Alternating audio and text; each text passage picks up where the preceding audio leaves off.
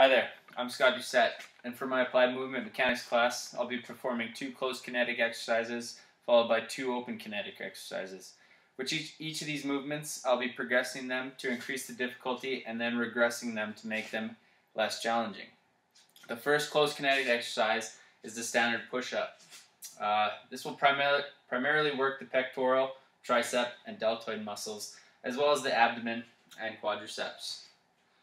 So like in a second class lever, the feet close together, they'll be the axis. Hands a little wider than shoulder width will be the force, and all the body weight in between will be the resistance. So up and down we go at a nice controlled pace. Okay, progressing this exercise, we'll alter one of our bases of support by lifting one leg off the ground. This will create a torsion in the body, demanding contraction of the oblique to keep the body aligned. Remember to alternate legs to keep muscle development balanced.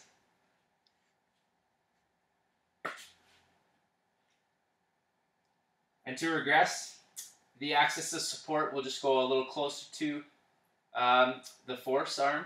Sorry, just the force.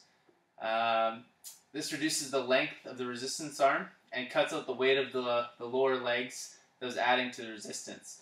This gives me better mechanical advantage to perform the movement.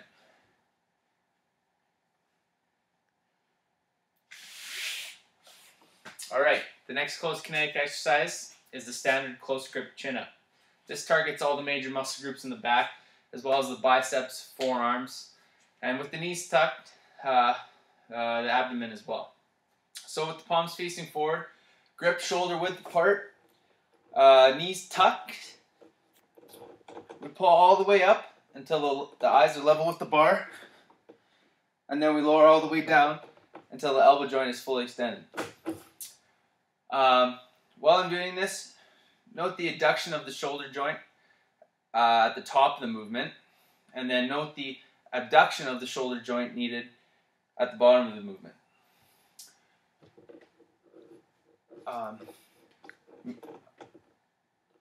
I'm asking you to note these angles because when I progress this exercise, I'm going to narrow the grip and we're going to increase the shoulder range of motion needed at both ends of the movement.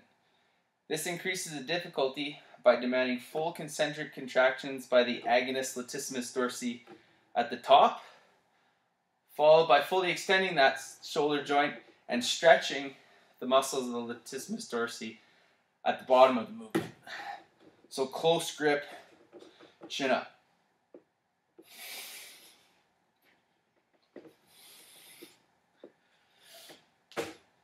So when our grip widens beyond standard width, to regress this movement, the shoulder joint range of motion needed to reach both ends of the movement decreases.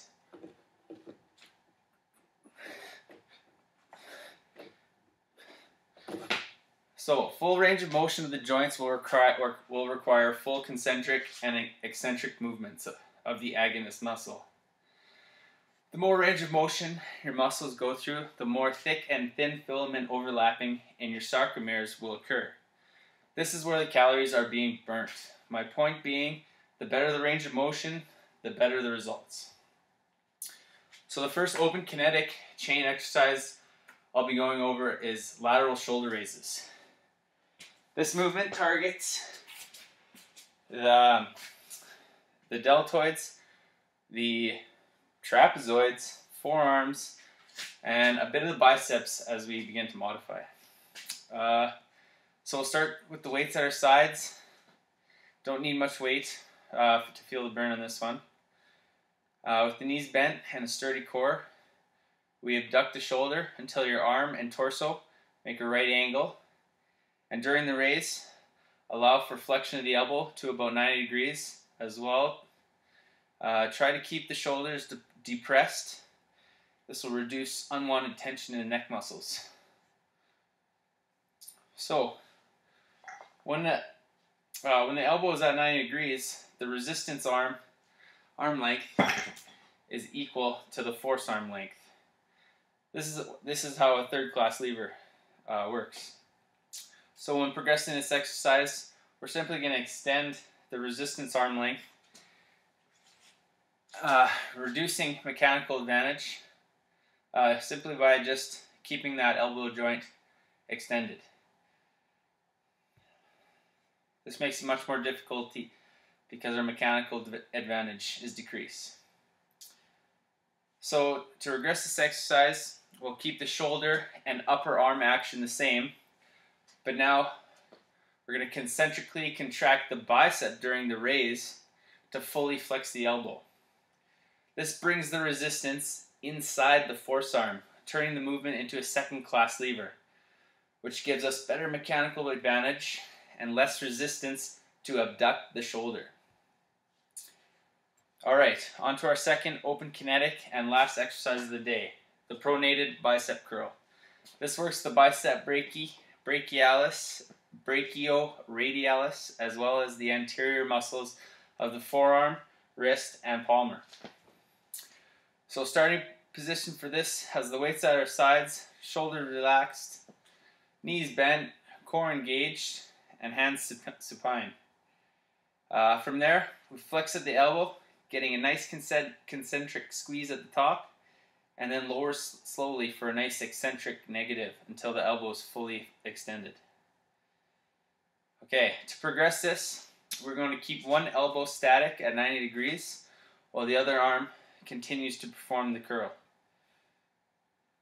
Do a few reps for each arm and then switch arms, and do this a couple times back and forth. This is going to confuse your muscles to go through all three types of muscle contractions: the isometric, the concentric, and the eccentric. Okay, to regress the bicep curl, we're going to simply just lighten our resistance load with a lighter weight. Basically, our resistance load is just going to drop it in the second-class lever movement. Okay, that's going to wrap things up for my progression and regression video. Thanks for your time, and hope you enjoyed the show.